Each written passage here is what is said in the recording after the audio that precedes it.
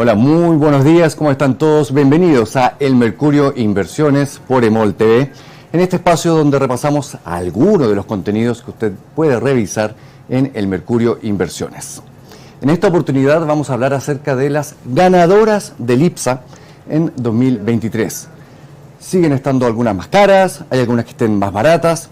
Vamos a seguir además cómo estas mismas ganadoras de 2023 podrían comportarse en 2024, de acuerdo con la opinión de distintos analistas.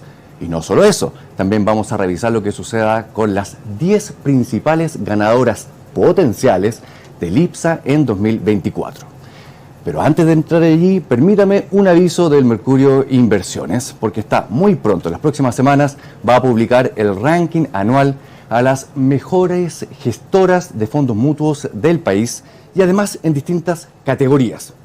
Si usted se suscribe, en caso de que no lo haya hecho, a El Mercurio Inversiones, recuerde www.elmercurio.inversiones, podrá estar entre aquellos que primero se entere de cuáles son las ganadoras y perdedoras de la edición 2023. Pero bueno, hablemos de lo que sucede precisamente en 2023, en este caso en el IPSA. Y para ello vamos a ver a aquellas empresas que más han brillado en el principal selectivo del país. Y fíjese que hay un rubro triunfador, y este es el sector eléctrico.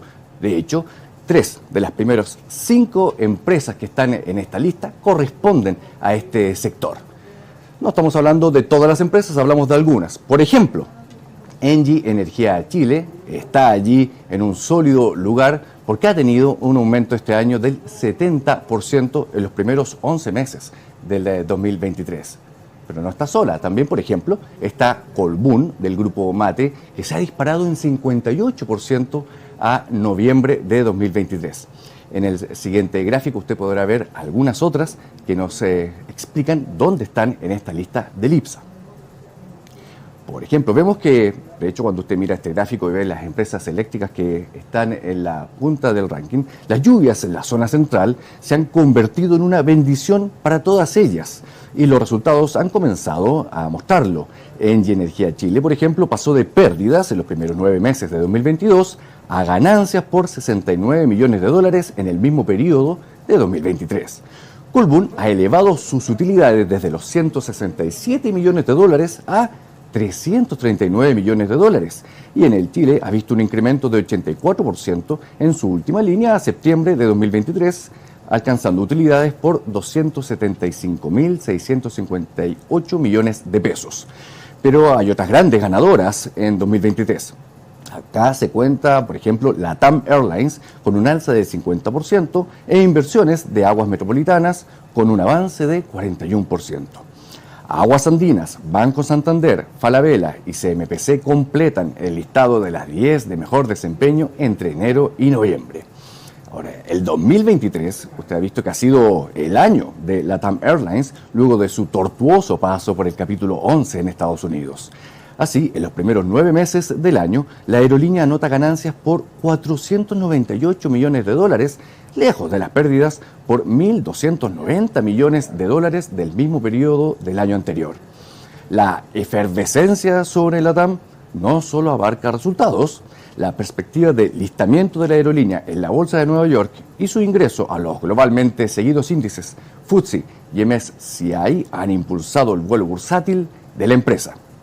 Ahora, usted se preguntará también qué hace Falabella entre las acciones que más han subido en 2023, considerando que ha tenido un año particularmente complejo. Por una parte, hemos visto que ha tenido pérdidas por $9.794 millones hasta septiembre, que dejaron atrás las ganancias que llegó a tener el año pasado en el mismo periodo por $161.796 millones. No solo eso, además perdió la calificación de grado de inversión para sus bonos, lo que hará más costoso el financiamiento futuro, y esto en un contexto en que su gerente general anunció su renuncia y habrá un nuevo CEO a partir del 1 de enero de 2024. Pues bien, para explicar el repunte de Falabella hay que ir al dato de su valorización, y ese es el punto, no es mucho. De hecho, es que los papeles de Falabella estuvieron entre los de peor desempeño del IPSA en 2022 y previamente al salto reciente operaba en sus menores cotizaciones en varios años. Miremos este gráfico para apreciar de aquello que estamos hablando. Incluso con el alza de 23% de su acción en lo que va de este año, el valor en bolsa de Falabella aún no alcanza su valor contable. Llegar a su valor contable se vería reflejado en un valor de 1.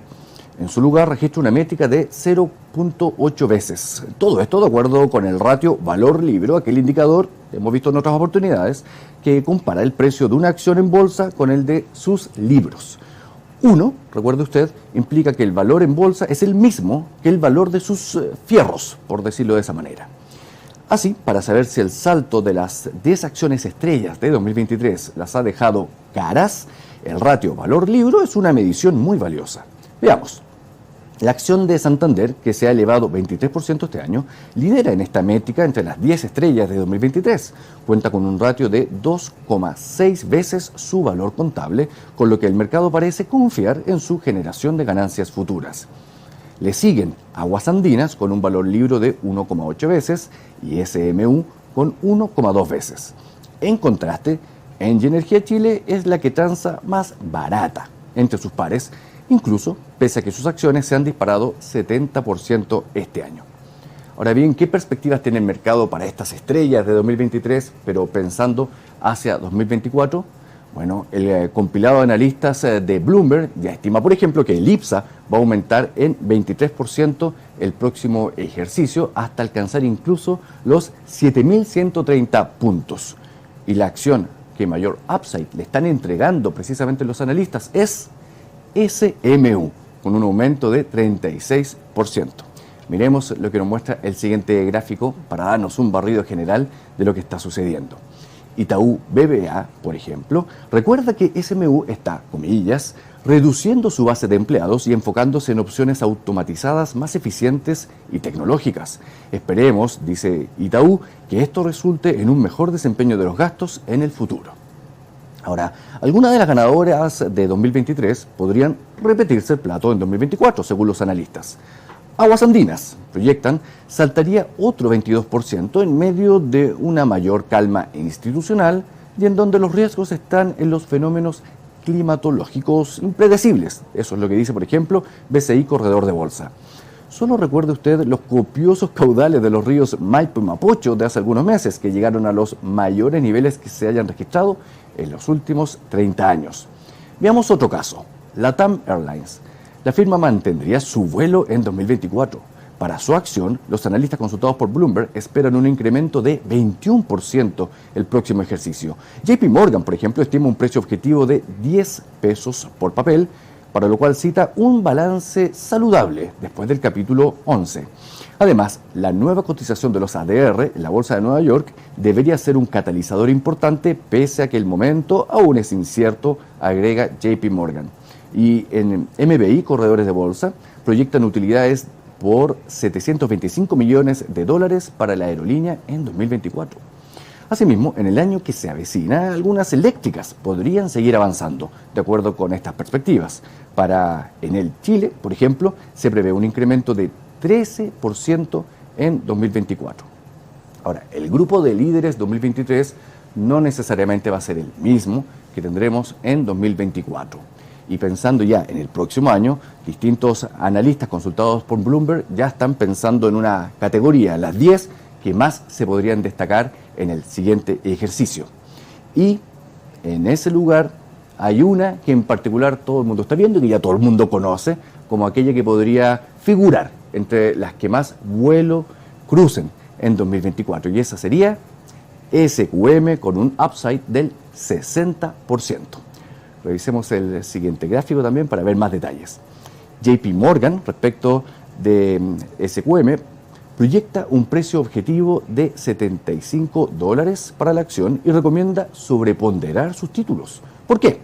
Porque esto es lo que dice JP Morgan, ve un potencial bajista limitado para los precios del litio a partir de los niveles actuales, dado que este es el nivel de costos de producción de los productores integrados de lepodita china, dice la estadounidense. Además, según la misma firma, actualmente la acción está cotizando como si no fuera a renovarse el contrato de arriendo en el Salar de Atacama posterior a 2030. Eso es lo que plantea JP Morgan. Ahora, para 2024, el mercado pone sus ojos en el conglomerado del grupo Luxich, Quiñenco. Pero acá, el gran upside se explicaría principalmente por la expectativa de dividendos.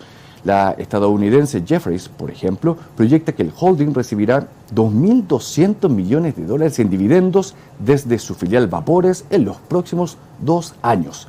Así, las perspectivas sobre estos nombres parecen hablar más de resultados pasados que futuros, lo que genera un dilema entre algunos inversionistas a la hora de mantener el papel.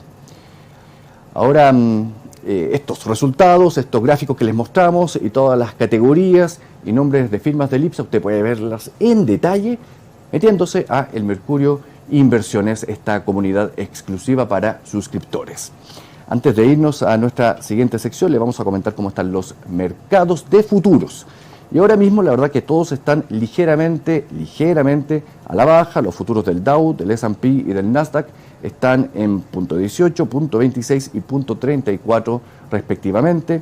El futuro del cobre está cotizándose en $3.86 la libra, que es una caída de 1,73% respecto del cierre previo.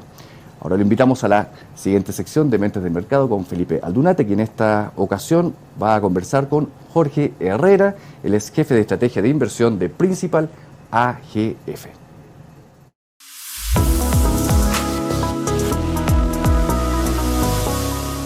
Para los estrategas de inversiones, el foco hoy día está en Estados Unidos y las señales de desaceleración económica que está dando su economía. La semana pasada hubo datos de precios, de comercio y laborales que dieron a entender al mundo que está en un proceso de desaceleración que va a llevar a nuevas decisiones por parte de la Reserva Federal.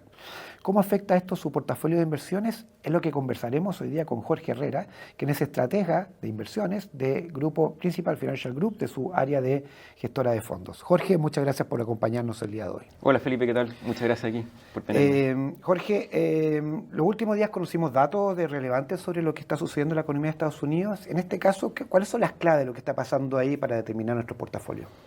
A ver, yo diría que un poco el tema principal de todo este año, de los últimos meses, ha sido inflación, tasas de interés, tasas de política monetaria. Cuando el mercado cree que ya la Reserva Federal no sigue subiendo sus tasas, cuando empieza a proyectar que las recorta, y en base a eso ha girado un poco el mundo de las inversiones y cómo ir componiendo las carteras. En el fondo, lo importante es lo que está pasando con la Reserva Federal. Simplemente para recordar, la Reserva Federal de Estados Unidos, que es como el Banco Central del dólar, digamos, ha venido subiendo la tasa muy fuertemente de manera sistemática desde 2022. Estaba hace poco tiempo en 0,25 y ahora está como en 5,5. ¿Significa que ahora ya dejará de seguir subiendo la tasa? ¿Estamos en el techo finalmente? Sí, esto fue un poco un problema como internacional a nivel global respecto de inflaciones muy altas, sobre todo luego de la pandemia. La pandemia generó bastantes disrupciones a nivel de oferta, también paquetes de estímulo, paquetes de ayuda. Eso hizo que las inflaciones escalaran a unos niveles bastante altos.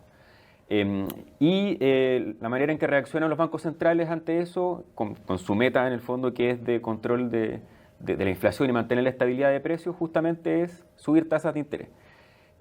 Y en Estados Unidos, claro, han venido agresivamente subiendo las tasas de interés, entonces el mercado ya se empieza a preguntar si ya es suficiente el nivel donde estamos en este momento. La reunión, por ejemplo, de noviembre, el mercado creyó ver alguna luz respecto de eso, con un mensaje un poco menos agresivo que se leyó del presidente de la Reserva Federal, entonces se empezó a interpretar como que ya estaríamos en el techo. Y en base a eso luego se empieza a fijar en si la economía se está desacelerando, si la inflación está cediendo lo que debe. En el fondo va a empezar a proyectar ya cuándo podríamos tener recorte. ¿Ustedes en principal están de acuerdo con eso? ¿Estamos en el techo? A nosotros nos parece que sí, que ya podríamos estar en el techo, sobre todo con los mismos datos que tú mencionabas hace unos segundos respecto de inflación que ya se está viendo, que se va dirigiendo hacia donde debiera. Falta un trecho por recorrer, sí, efectivamente, pero va en línea y hacia donde debe. Y también algunas cifras que muestran esta desaceleración un poco de la economía. A la Reserva Federal le importa especialmente también el lado del empleo. La Reserva Federal tiene una meta dual, no es solamente inflación, sino que también tiene una que se refiere al empleo, a propender al pleno empleo. Entonces la verdad es que mientras la Reserva Federal está esperando también que como que se desacelere un poco el empleo, que eso también traiga consigo un relajamiento por el lado de la inflación, y con eso ya más o menos alineado, ya uno podría empezar a pensar de que ya efectivamente está en el techo. ¿Tienen previsiones de cuándo podría empezar? Porque una cosa que esté en el techo y que se mantenga, y otra cosa que empiece a bajarla. Sí. ¿Tienen alguna previsión de cuándo empezaría a bajar la tasa de interés en Estados Unidos? Mira, las proyecciones del mercado están como bien líquidas, se están moviendo harto de un día para otro.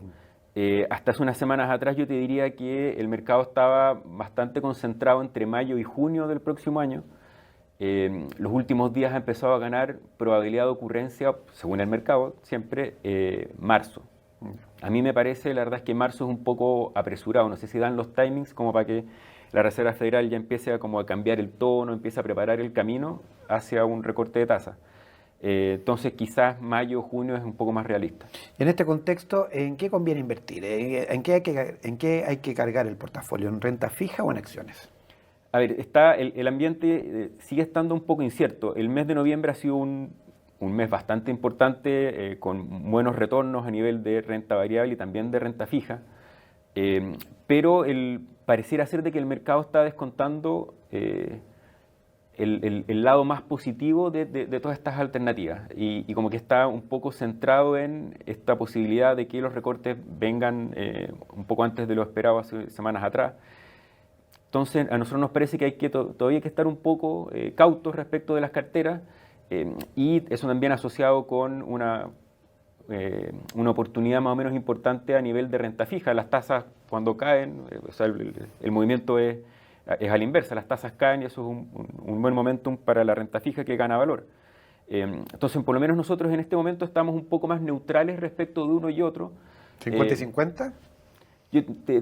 Con neutral, la verdad es que igual depende del perfil de riesgo. Mientras más agresivo tú seas, puedes tener una ponderación más alta en renta variable.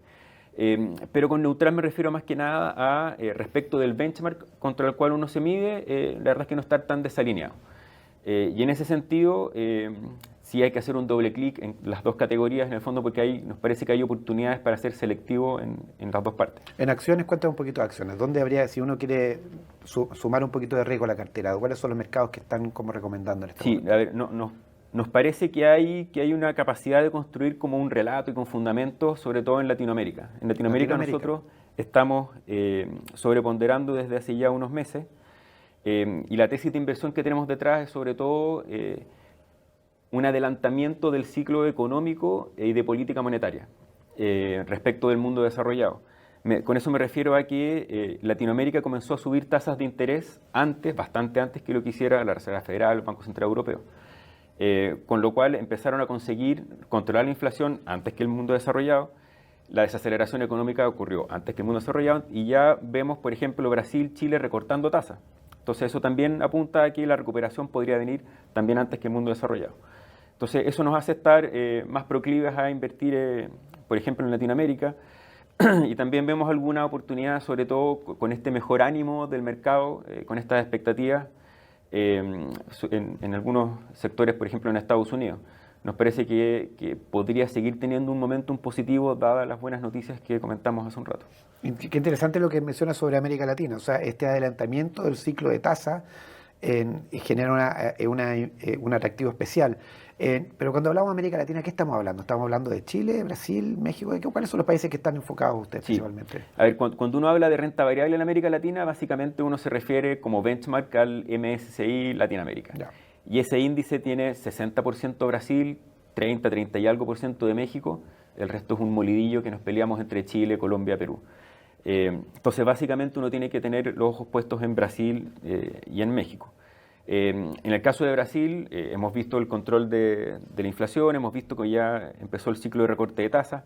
Por el lado de México también hay cosas que nos parecen interesantes, toda esta verdadera mega tendencia en que se ha transformado este concepto del nearshoring, en el fondo de traer capacidad productiva hacia zonas más cercanas. Estados Unidos trayendo cosas desde Asia hacia una geografía más cercana por menores costos y se está volviendo más competitivo. Entonces eso también hace que México se esté volviendo una oportunidad interesante y todo eso junto con este adelantamiento del ciclo que te digo yo, nos parecen una buena oportunidad en Latinoamérica. Pero el caso de Brasil es interesante. Siempre había mucho temor, por ejemplo, que podía ser un gobierno de Lula. El mercado financiero expresó su temor en su momento. ¿Han visto que Brasil ha evolucionado de manera normal? ¿Ha sido una mala noticia Lula para los mercados financieros? A ver, por una parte, hay que pensar de que el Congreso está bastante atomizado, entonces eso te sirve como cortafuego para algún tipo de reforma o algo que al mercado no le pareciera market friendly, por decirlo de alguna manera. Y por otro lado, la verdad es que el Banco Central ha dado bastantes muestras como de independencia, de estar bastante centrado en su tarea. Y por lo tanto, esos temores que suelen aparecer, la verdad están es que mitigados también. Yo te diría que el mercado no tiene el foco centrado en eso. ¿Qué pasa con Chile en este contexto latinoamericano? Las acciones chilenas hay que estar neutrales, hay que estar sobreponderar, ¿las está mirando con alguna atención especial? A ver, en el caso de Chile, por lo menos, pareciera ser de que estamos en una desaceleración más o menos relevante. No al nivel de recesión que se pudo haber previsto o que se pensó tiempo atrás, pero sí una desaceleración relevante. Y por lo menos ahora de corto plazo, pareciera ser de que la noticia más relevante, por lo menos en diciembre, va a ser el resultado del plebiscito. ¿El resultado del plebiscito va a cambiar un poquito la posición que puedan tener en términos de Chile? Por ejemplo, ¿hay algún resultado que diga que hay que aumentar o reducir en posición en el portafolio? Mira, pareciera ser de que un resultado u otro no son tan diferentes, por lo menos a nivel de inversionistas, como lo están evaluando afuera también.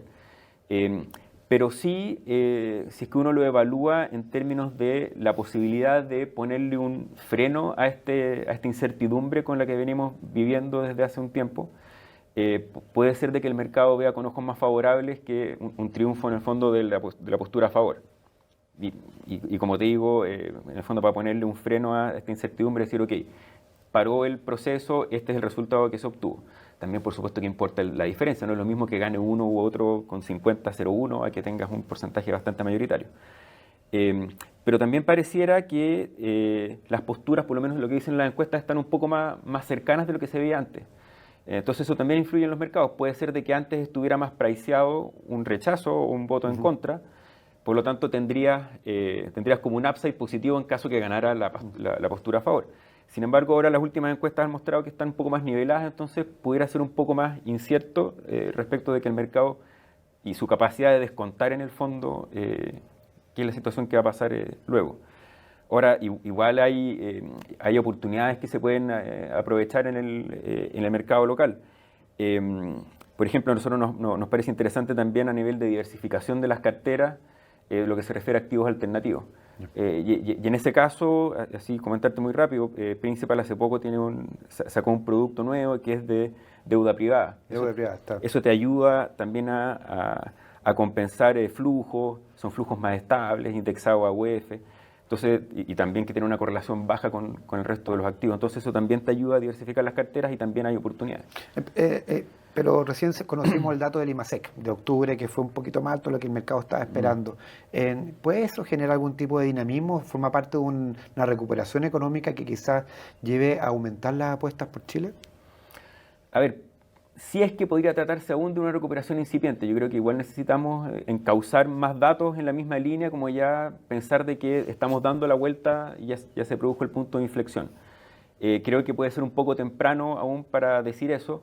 Y también lo otro que ocurre es que en este ambiente de desaceleración eso le afecta a los resultados de las empresas. Entonces eso también hace estar un poco cauto, por ejemplo, en renta variable. En renta fija puede ser también una historia distinta porque lo que comentábamos recién, de tasas a la baja, que eso favorece en el fondo la inversión en bonos.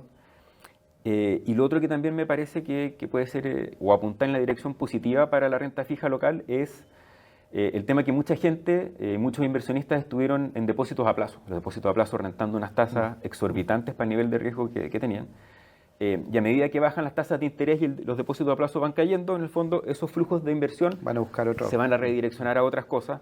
Y si uno va el paso lógico respecto de otro activo con un poco más de riesgo, van a ser bonos. Perfecto. Entonces ahí también podrías tener un efecto positivo. Jorge, muchas gracias por acompañarnos el día de hoy a Mentes del Mercado y seguimos con el Mercurio Inversiones por EMOL TV. El mercado financiero es el punto de encuentro entre quienes necesitan dinero para invertir y aquellos que están dispuestos a prestárselo. Por ello hay que mirar con atención uno de sus componentes principales. Se trata de las emisiones de bonos, el ofrecimiento que hacen empresas, bancos y organizaciones del Estado de papeles que comprometen pagos en fechas y montos prefijados y que por tanto se les conocen como instrumentos de renta fija. Este año las emisiones de bonos primarios han estado muy por debajo de un año normal, como efecto tanto de las altas tasas de interés, así como de la menor disposición de las empresas para invertir. Durante el mes de octubre, de hecho, se emitieron bonos por un valor de solo 4,6 millones de UF. Es el dato más bajo en los últimos 22 meses. Mientras los bancos emitieron su menor valor en el año, el resto de las empresas no llevó a cabo emisiones. Y esta es la recomendación del Mercurio Inversiones de esta semana. Se trata de un reporte mensual sobre la actividad del mercado de bonos que registra al detalle cada una de las emisiones realizadas tanto por los bancos así como por las corporaciones para obtener financiamiento. La cifra de octubre fue solo la mitad de las emisiones de bonos de septiembre. No obstante, y este dato es importante, los plazos de búsqueda de financiamiento se alargaron en comparación a lo visto en el mes anterior. De hecho, las emisiones de octubre se concentraron en el tramo de 10 a 15 años. A nivel de clasificación de riesgo, el 73% de las emisiones de octubre fueron de la categoría AA y AA-, es decir, de alto nivel de riesgo crediticio. Pero este dato es importante. Para el acumulado 2023 se han totalizado 178,8 millones de UF en emisiones tanto de bonos bancarios como corporativos. La cifra es un 14% más bajo que lo visto al mismo periodo de 2022. Suscríbase al Mercurio Inversiones y conozca este y otros reportes que son relevantes para el mercado de renta fija y que puede ser clave para la gestión activa de sus portafolios. Y con esta recomendación cerramos el programa de hoy y nos vemos la semana en el Mercurio Inversiones, siempre aquí, por EMOL TV.